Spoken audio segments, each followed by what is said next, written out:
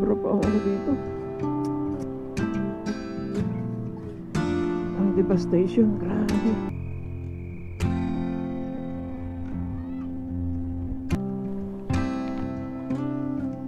Scooter. Parang adventure na to. Na pinabayaan na lamang. Ayan po. Bakas na bakas yung pagkaka-damage niya.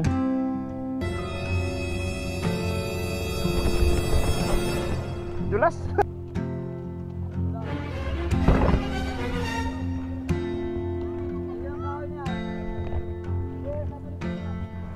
May natanggal? Ah, okay. Ha? Saan ang daan?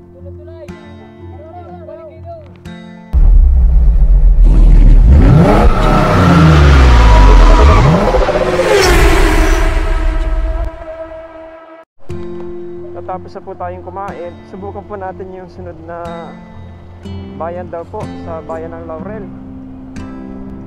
Dahil maaga pa naman, alauna, puntahan na po natin. Uy, kawawa ang mga sasakyan. Ayun po, oh. Mga naanod, ayan.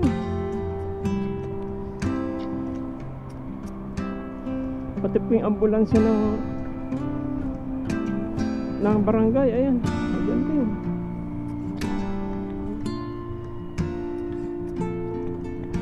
Kawawa talaga, ayan. Sobrang dami po mga sasakyan na mga nalubog sa baha. Grabe po talaga dito, ayan. Yung mga troso, mga ano. Grabe.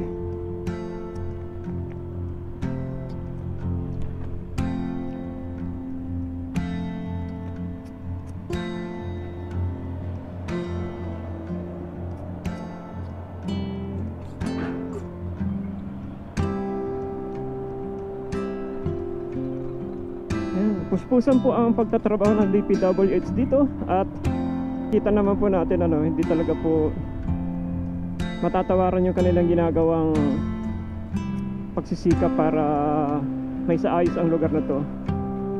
Yan, pero grabe po ang nangyari. Ito po yung ating ano, latest update ngayong araw ng Martes, October 29, 2024. Ayan. Oh, grabe. Nakabaon pa po sa butik hanggang ngayon yung kotse.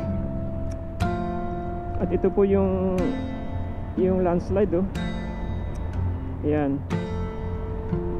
Grabe po ano.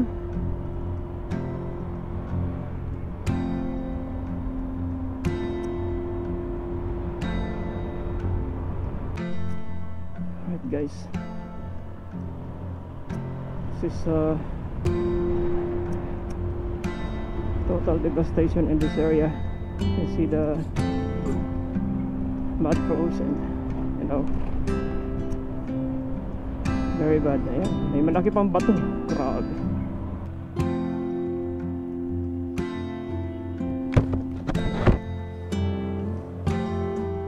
Makakatawid ba dyan? Doon na. Thank you. Ha? Oh, sige, sige. Salamat.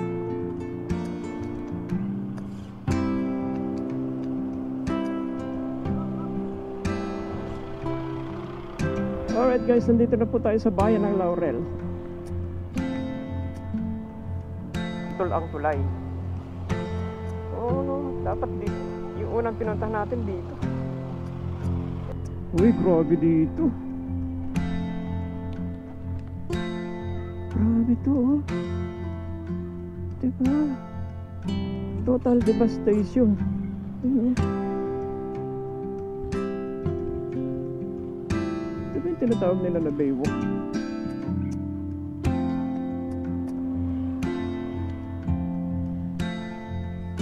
Grabe. Sobra pa ang ano dito. Devastation, grabe. Ayan. Oh my God.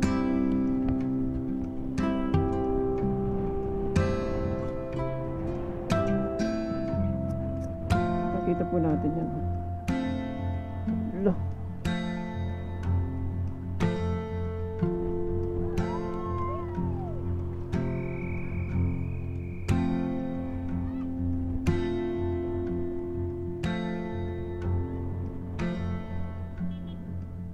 Grabe, ano? Katakot.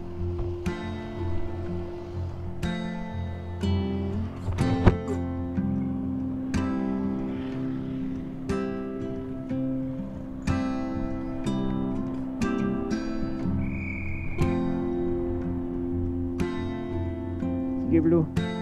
Go, Blue. Kaya natin yan. Kaya natin yan, Blue. Sa kanya pala galing yun.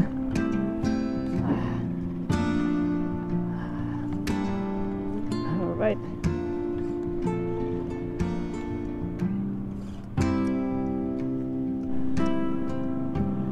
Yan. Grabe po dito. Ayan.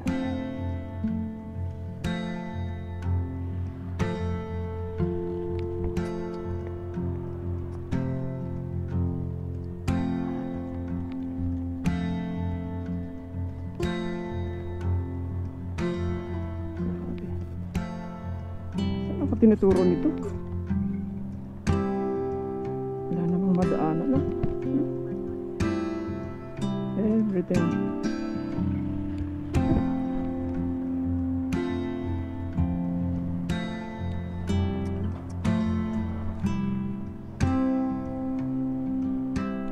Sarado.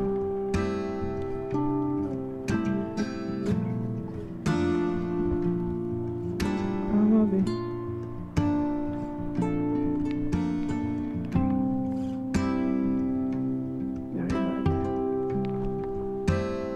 Ayan guys,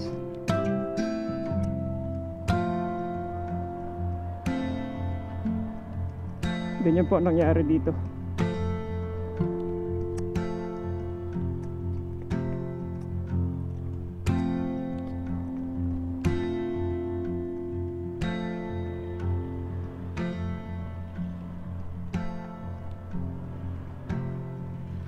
Grabe.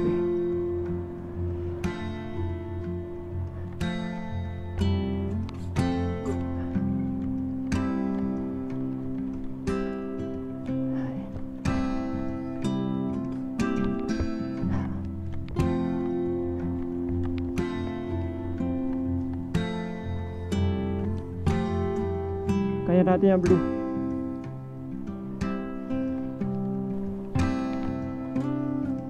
Scooter. Parang nabura yung ano dito. Burado na yung mapa ng daan, oh. Grabe.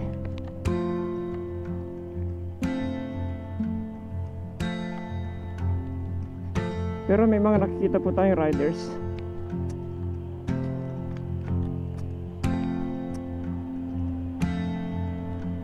So, tuloy pa rin yung pagturo sa atin. Google kung saan tayo papunta. Diba? Grabe. A few moments later. Itong Mitsubishi Adventure na to, na pinabayaan na lamang. Ayan po. Bakas na bakas yung pagkaka-damage niya. Grabe. Grabe po talaga ang nangyari dito. Woo!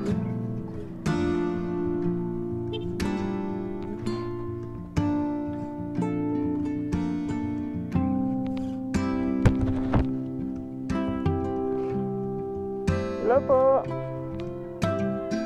Kumusta po kayo dito?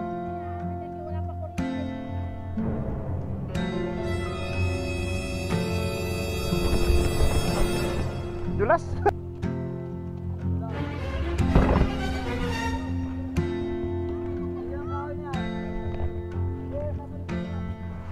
May natanggal? Ah, okay. Ha? Saan ang daan? Ah, yung may pa maliit na daan doon. Dito. putol na. Kaya pala, hindi ko nga alam kung ba't ako napunta dito. Ikot ko na lang.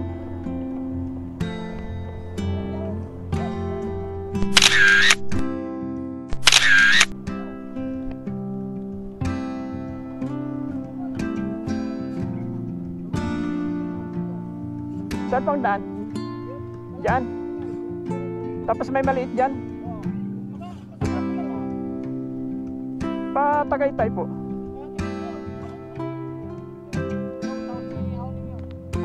Sige. Sige po, salamat po.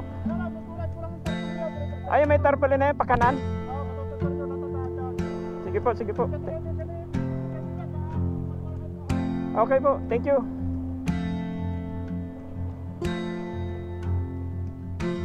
Dulas.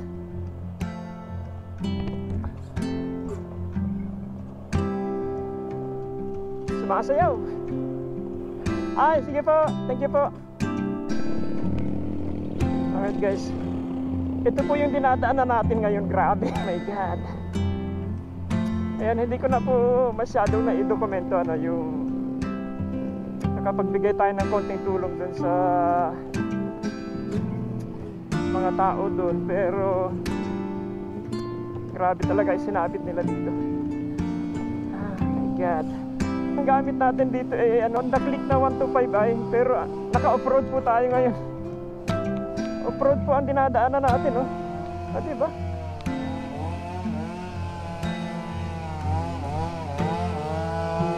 Galing, galing nila. Dahil nga po putol yung tulay, kaya dito po tayo pinare-route dahil putol yung tulay. So ayan, diretso lang daw. Actually dito tayo dumaan kanina. Hindi ko na lang maalala kasi nga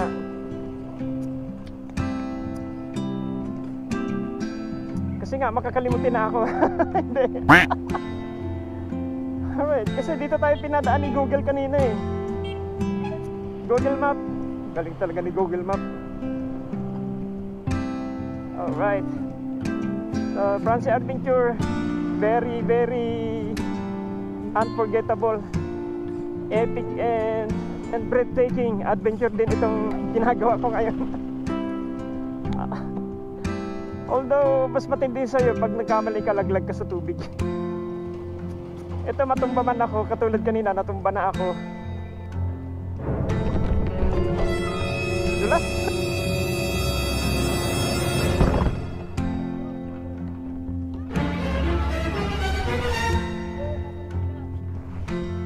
Wala naman tubig, putik lang. Putik lang talaga. Ang putik na ng motorsiklo ko. Bigayan lang. Alala ko kanina yung may nagbibigay dito ng ayuda. Namimigay ng mga pagkain, ayun, ganon. Itong maliit na daan na to, dito ako dumaan kanina. Dahil nga putol yung tulay. Galing nga ni Google eh. Pati yung mga unpassable na road, alam niya. Very good. Pero ngayon hindi na tayo nag-Google. Dahil maghapon na tayo nagra-ride. Ilang oras na tayo nakasalang. May isang battery pa dapat yung ating R3. Pero yung aking Insta, may isa pa rin reserva. Bahala na mamaya. Pero para ayoko nang gamitin. Alright, so guys, what happened to this place? Look at that. You see the debris.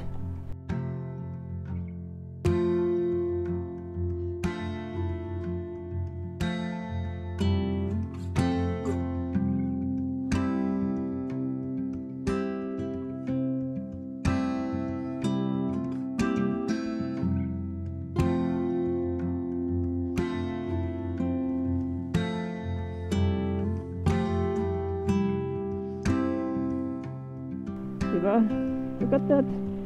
Kitang kita po natin yung mga puno na yan, oh. Sobrang lalaki ng puno na yan.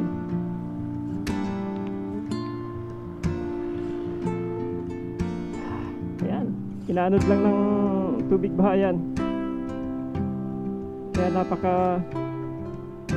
tindi po ng pananalasa dito ni Christine. Christine, kung alam mo lang yung ginawa mo dito sa lugar na to, grabe. Ayun o yung bahay, natipak pa. Ayun o, natibag yung pader niya o. May bangka pang pumasok sa kanya o. Oh my God, what happened to this place? It's just because of the Typhoon Christine. Base po doon sa mga nakausap natin, Huwebes ng umaga daw nangyari. Kung gabi daw nangyari yun, nako, malamang mas marami pa po ang nasawi. Dahil siyempre tulog ang mga tao. Umaga nangyari kaya marami yung nakalikas pa. Siyempre umaga eh, gising ang mga tao. Time check 3:40 in the afternoon. Expected to come home around 7 o'clock. Ewan ko lang kung makakaya natin ng 7 o'clock. Yuhuu! Galaw galaw! Baka maestro.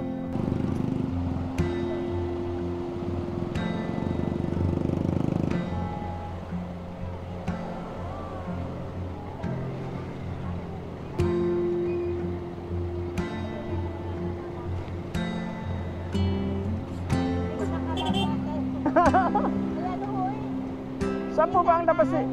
Saan po labas ito? Patanawan na ho. Patanawan na po.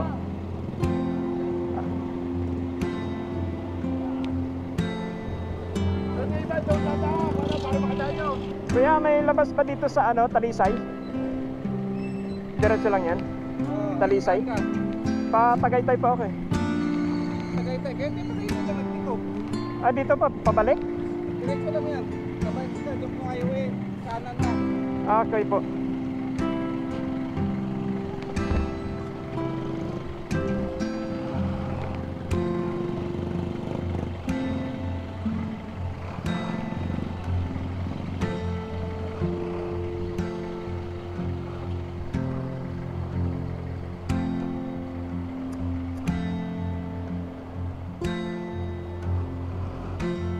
Alright guys, ayan. Ginaid ako ni Kuyang police officer. Mas maganda daw doon diretso.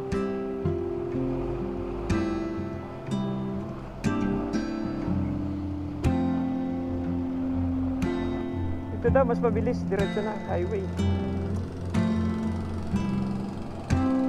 Malaglagan tayo niyan. Kailan mauna tayo? Kuya, kami muna.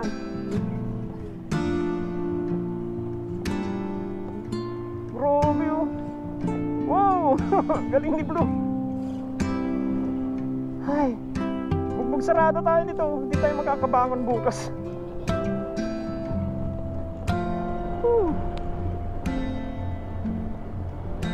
Ano ba?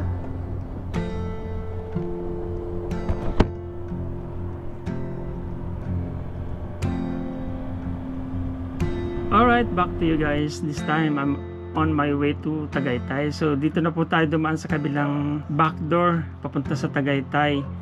At hindi ko pa po na-search kung anong pangalan itong street na to. Tinuro lang po nito ni Kuyang police officer. At sa tingin ko maganda naman po itong daan, hindi apektado. Kasi nga, yun yung kabisado natin yung pabalik sa Talisay. But advice nga po ni Kuyang police officer to take this route para po mapabilis kasi pangit daw po yung daan doon, yung papuntang Tanawan na yon. Kasi ang daan po nun, kung dinaanan natin yung papuntang Tanawan na yon, same daan, ang daan po nun papunta pa rin po doon sa may Barangay Buko. Anyway, so ayan po, yan po yung aking update sa inyo ngayong araw ng Martes, October 29. Nakikiramay po ako sa mga namatayan dito sa lugar na to. At ayan po, na ipakita ko din po yung sitwasyon doon sa mga pinuntahan nating lugar, lalong lalo na po doon sa Barangay Poblacion 5. Nakita natin na sobrang taas ng tambak ng mga troso at yung mga putik, at yung dinaanan po natin papunta sa may Buso-Buso, sobra po, nawala na sa mapa yung daan doon. Puro parang desierto na hindi maintindihan yung tsura, at bakas na bakas po yung mga debris, yung bakas na bakas po yung devastation na nangyari dito sa lugar na to. Lubos po yung aking pakikiramay sa mga naapektuhan nitong bagyong si Christine. And as of this time, I'm on my way to Antipolo.